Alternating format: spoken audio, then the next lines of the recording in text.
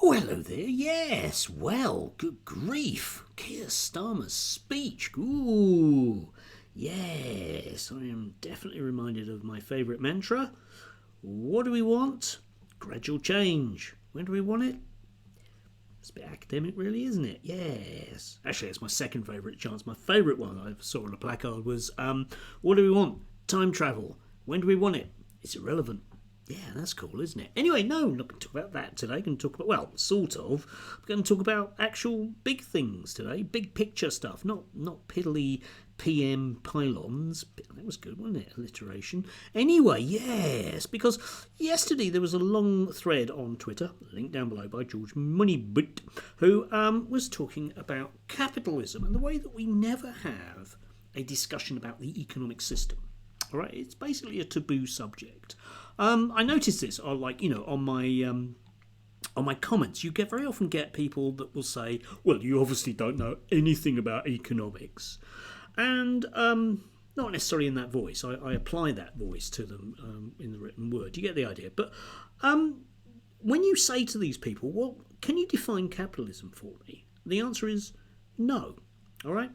Now they will say, "Oh, it's the free market." To which I have to say, no, that's the free market, okay? It's something that we've had forever, okay?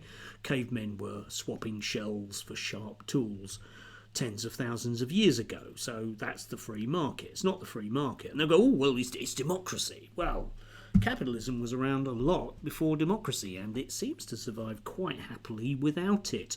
What with juntas and various nasty fascists all over the place, yeah? So it ain't those two either, and at that point they tend to sort of just disappear because I might actually know something about economics and they patently don't, because there is this just inherent belief that magically capitalism is just great. It always works, doesn't it? Well, apart from when it doesn't, obviously. Yeah, it's often very, very useless, and economists know this, but they just pretend that it isn't, you know? They pretend that the car magically works 7 days a week, even though basically it's guaranteed at least one day a week to be completely out of service and probably kill people. It's not a great system. So anyway, yeah, today I thought we'd have a think about that because, again, yesterday we had the newspapers in a bit of a meltdown because the Labour Party have kind of suggested they're going to work with trade unions, and there was this kind of disparaging thing that we get in the newspapers about whether or not trade unions know anything about running the economy. Well, yes is the simple answer to that, much as you may dislike unions or Mick Lynch or anyone else. If you think about GDP and growth of the British economy since 1945, it was at its highest for its longest time when trade unions were heavily involved in industrial relations and indeed in government.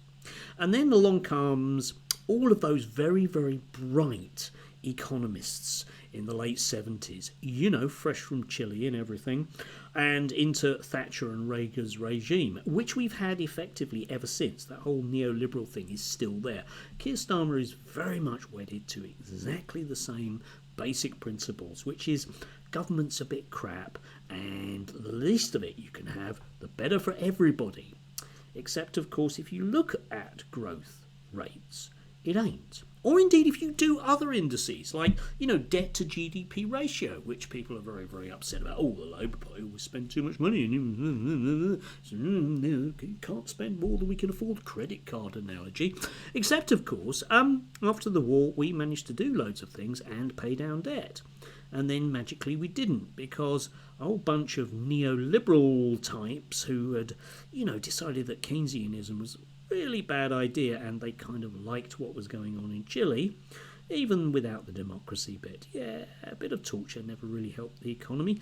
Anyway, those people, of course, have been in charge ever since, and we bring us to this particular point with growth rates that if you manage to get 2% growth rate a year, you're laughing. Still, people have no comprehension about this at all.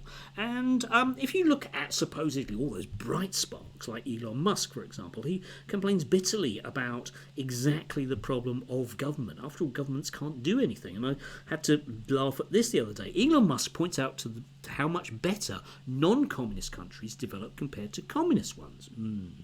If Kamala Harris wins, she will push the US towards communism, making things worse than communist countries like North Korea or East Germany. Yeah, do you remember East Germany? Used to exist, didn't it? Like Yugoslavia or Narnia, yeah.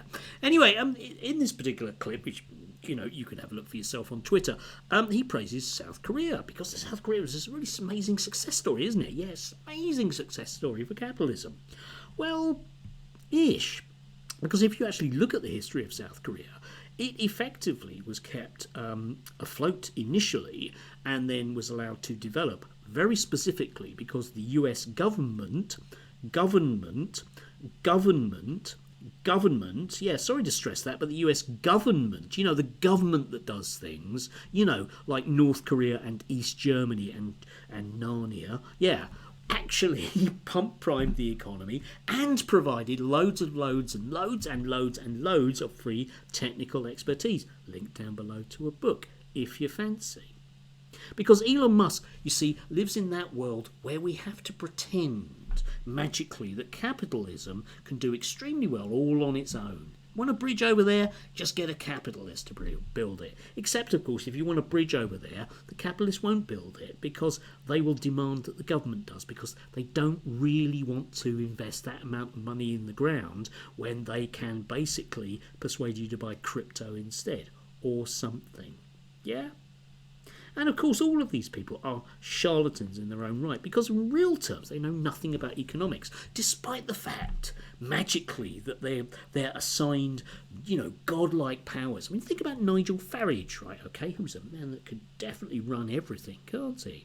Yes, bitterly complains about globalists, the man who is currently about to jet off yet again around the world with other people to think globally, other neoliberal types. If we had Farage and the rest of them as a government, it would basically be the same as having Liz Truss, and the outcome would be identical, and yet magically we can't question what they might be doing. Look at all the conservative people that are trying to become the leader. Jesus Christ. Yeah, all of them, right? Okay, what's the one economic policy they have? Tax cuts for the rich. Why? Because it's guaranteed to make everything better, and you just have to look at the statistics to see that isn't true. No. If you want capitalism to work, it requires two things. Number one, it requires an enormously very close relationship with government, preferably with military power, if you want to be brutal about it. And if you want to be nice about it, it requires enormously heavy regulation. And if you look back to the 1950s and 1960s with enormous growth rates and vast amounts of union power, that's what you get.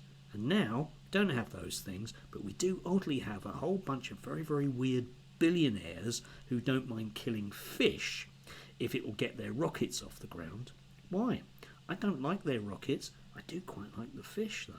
Yeah. Elon would actually kill humans if he could get away with it, because after all, it'd be for the greater good. Yes.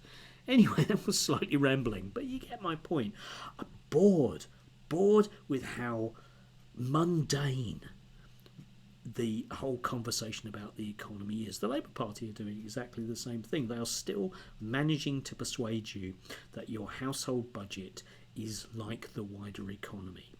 And it isn't, because the wider economy doesn't work that way. Still, Rachel Reeves, she's a genius, isn't she? Keir Starmer, he really knows how to do things. A bit similarly like Nigel Farage or maybe Liz Truss. I sense tears are coming. Do have a beautiful midweek. You can sense I'm in a bubbly good mood. Oh, I am, aren't I? Oh, yes. Enjoy.